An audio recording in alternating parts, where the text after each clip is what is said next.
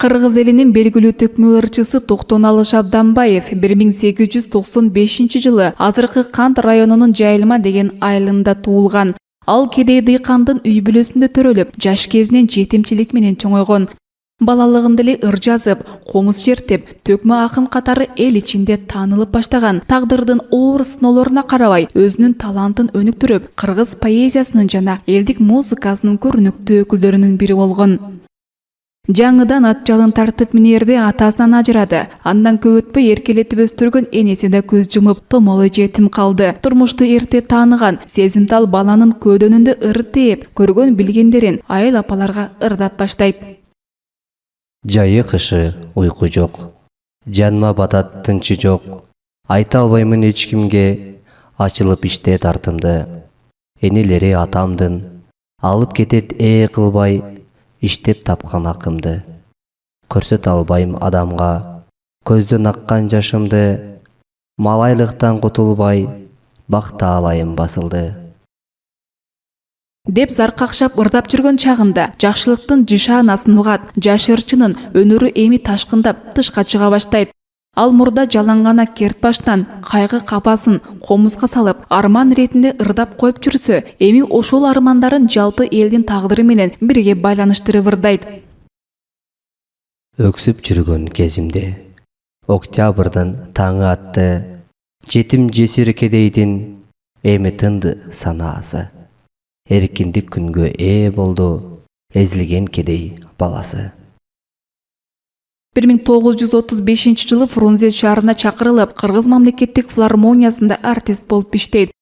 Кыргыз искусствосуна сиңирген эмгеги үчүн ага 1958 жылы Кыргыз СССРинин эл артисти деген ардактуу наам берилет. Ал эмгек кызыл туу ордени менен жана бир нече медалдар менен, грамоталар менен сыйланган.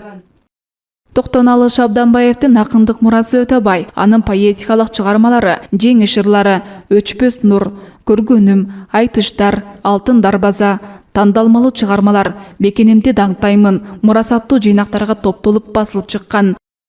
Акын ырларында социалдык темалар, ата мекенге болгон сүйүү, эмгек жана элге кызмат кылуу темалары күчтүү чагылдырылган. Ал ошондой эле кыргыз айтыш өнөрүнүн улуу устаты катары белгилүү болгон.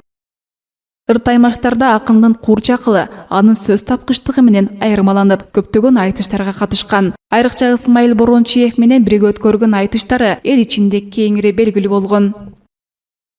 Ысмайылга окшоп кээ бирөө, бекер өмөт кылган бар. Алкын бузуп, агытып, араң дүйнө жыйган бар.